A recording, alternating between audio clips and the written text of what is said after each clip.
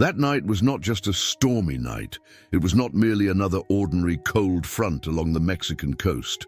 It was something that tore through reality like lightning splits the sky.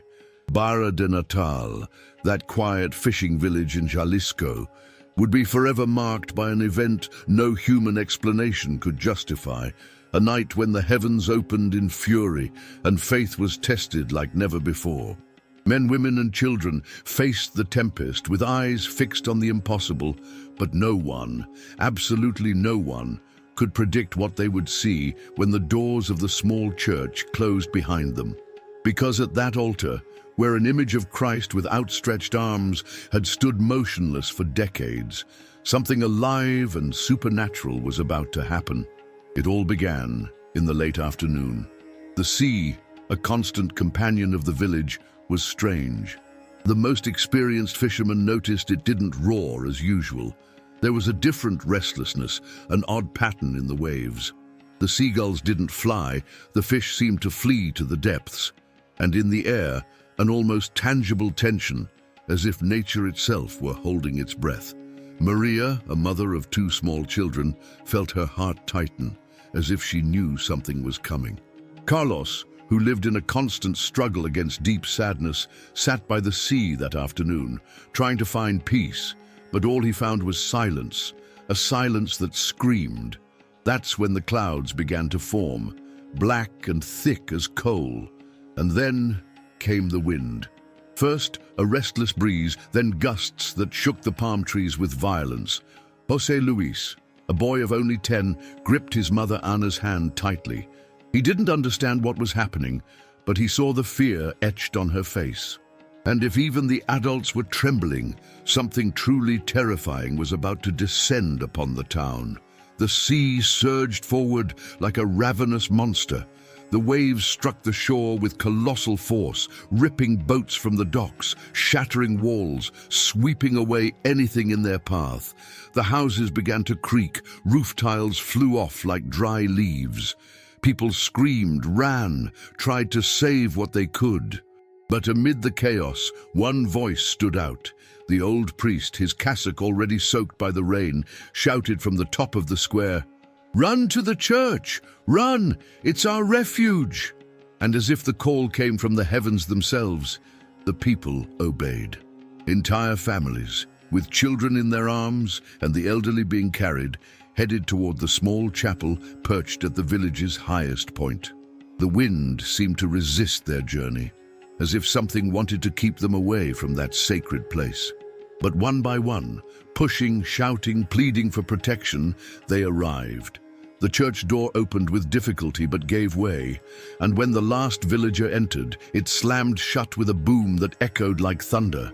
Inside, the air was heavy. The rain pounded the roof with fury. The candles flickered, some went out. People wept, prayed, embraced one another. And at the altar, the image of the crucified Christ watched everything with its carved gaze cast downward, arms outstretched as if receiving each soul with mercy. The priest stood before the crowd and with a steady voice began to pray. "Lord, we have come to your house because we believe. We believe that here, within these walls, your protection reaches us. Deliver us from the fury of this storm." The storm outside seemed to respond to that prayer with even greater rage. The roof creaked. The wood trembled. A few leaks formed, and suddenly a bolt of lightning struck so close that it shook the church's floor. The noise was deafening. The candles went out all at once, and in the darkness, something happened. A dense silence filled the space. No words were spoken. Only the sound of breathing and water dripping could be heard. It was at that moment that Maria, kneeling with her 2 children beside her, opened her eyes and looked at the altar. What she saw made her heart stop for a second. The image of Christ had moved. Its arms, once raised in the shape of a cross, were now slowly lowering to its sides. She blinked, thinking it was her imagination, but it wasn't. Beside her, a man whispered, "Did you see it too?" Soon everyone in the church was looking. Some recoiled, others wept. It was impossible, but it was happening. The Christ of the Barra de Natal church had lowered its arms as if surrendering or embracing the faithful with compassion. The image remained still now, but its position had changed. Something had shifted. Something supernatural was present there. The priest fell to his knees, speechless. His tear-filled eyes reflected the candle someone tried to relight.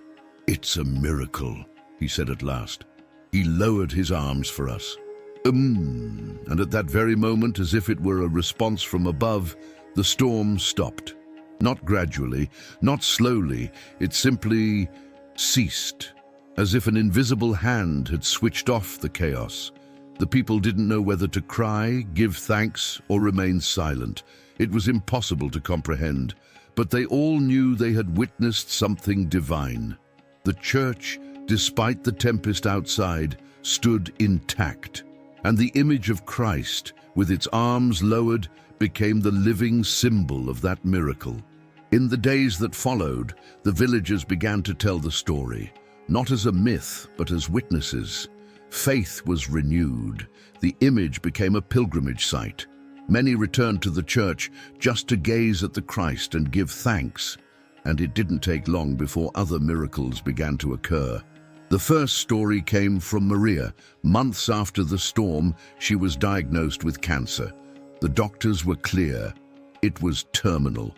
But Maria, remembering the night of the miracle, returned to the church, knelt before the Christ with lowered arms, and offered a simple prayer. "Lord, let me live. Let me raise my children." A few days later, her tests began to change. The tumors shrank.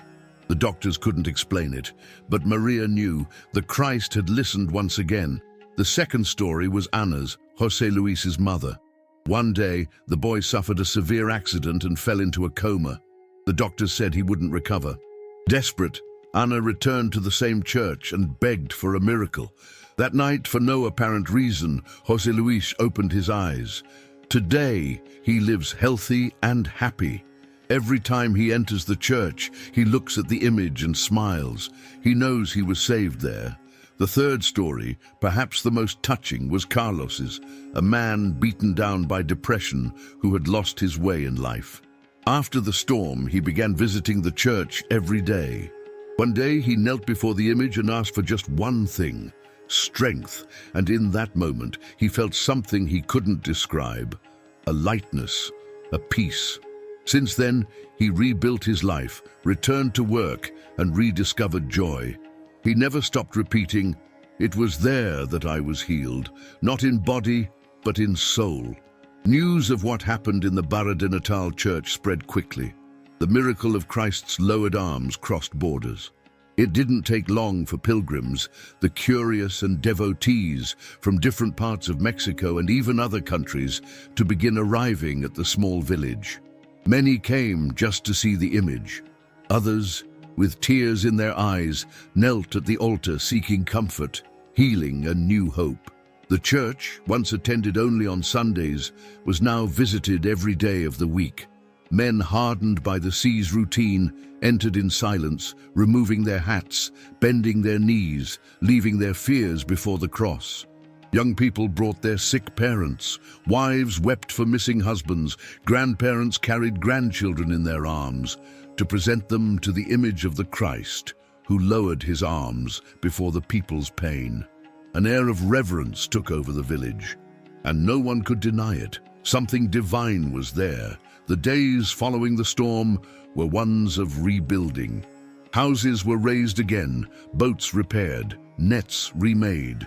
But what no one could fix with tools was their faith, because it didn't need fixing. It was alive, ignited, vibrant. People prayed with fervor. Masses were always full.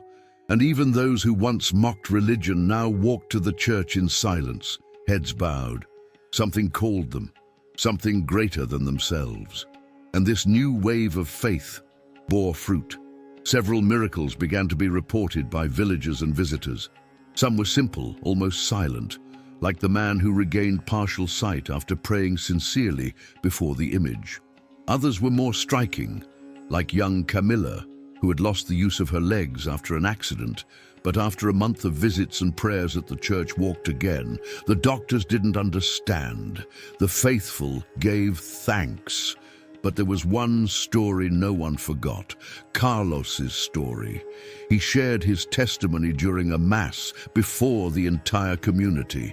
With a trembling voice and shaky hands, he said, "For years, I wanted to give up on life. I lost everything. My family, my job, my will to wake up in the morning. Everything was dark. Everything was pain. When the miracle of the storm happened, I wasn't in the church. I was locked in my house alone. But the next day, when I heard what had happened, something called me here. I entered for the first time without faith, without hope, without anything. And when I looked at Christ with his arms lowered, I felt that he understood me, that he knew what it was like to be broken inside. And it was in that moment that I realized he didn't lower his arms because he was tired. He lowered his arms to embrace me. The silence that followed his testimony was absolute. Many people wept, and then, one by one, they began to clap, not for Carlos's story of overcoming, but for the spiritual truth it carried. Christ lowered his arms to welcome, not to give up. In time, the image came to be called by many Christ of the lowered arms, or Christ of the storm. The diocesan bishop visited the site, officially recording the accounts and authorizing the pilgrimage. It wasn't yet recognized as a miracle by the church, but for the villagers, there was no doubt. It was divine intervention. 50 years have passed. The village has grown a little, gained a school, a small hospital, and now receives hundreds of visitors each month. But the church remains the beating heart of Barra de Natal. Still simple, still with the same stone walls, still with the same cross at the altar. And there, the image of Christ with lowered arms remains. It never returned to its original position, and no one tried to force it. For them, this was how Christ wanted to stay. Not crucified, but approachable. Not distant, but among the people. Not punishing, but forgiving. Those who witnessed the storm, the eldest ones, tell the story to their grandchildren as if recounting something sacred. Some keep pieces of wood from the destroyed boats as mementos. Others have small replicas of the image at home, but all, without exception, carry faith etched in their hearts. Maria, the mother cured of cancer, is now one of the community coordinators. She tends to the altar flowers, lights candles, welcomes visitors with a smile full of peace. José Luis, the boy who emerged from a coma, is now a doctor. He says he decided to save lives because one day his own was saved by something no medicine could explain. And Carlos became a missionary. He travels to other villages sharing what he lived through, bringing hope to those who think of giving up. He always repeats the same phrase, Christ lowered his arms, but not out of weakness. He lowered his arms to lift you up. The impact of the miracle echoed beyond the church's walls. It changed a town, it united families, it renewed lives, and above all, it taught a lesson that resonates to this day. The storm may be fierce, but God's love is stronger. How many times do we find ourselves in the midst of chaos, not knowing where to run? How many times does the wind seem to push us away from hope? How many times do we feel everything is about to collapse? And then, in the darkness, we see a light. We feel a presence. And even when all seems lost, something tells us, come in, run to the church. There's a shelter. There's a savior. The story of Barra de Natal isn't just about a storm. It's about faith. It's about the power of God acting in the impossible. It's about a Christ who doesn't remain with arms raised in suffering, but lowers them to embrace his children. And perhaps you, watching this now, are facing a storm. Maybe the wind is too strong. Maybe your faith is small. Maybe your heart is heavy. But remember, just as on that night in Jalisco, God can intervene. The impossible can happen, and the miracle can come. If this story touched your heart, we ask you, don't keep it to yourself. Share it. Send it to someone who needs a sign. Like this video so YouTube can show it to more people. Write in the comments what this message meant to you, or share your own miracle. We read everything with care. And if you're not yet subscribed to the Soldados de Cristo channel, subscribe now and ring the bell. Here every day we share stories that feed faith, awaken the heart, and remind us that God never stops listening to those who seek Him sincerely. See you in the next video. And until then, may the Christ of the lowered arms embrace you in every difficult moment of your life. Because even when everything seems to crumble, faith can sustain you, and sometimes that's all you need for the miracle to happen.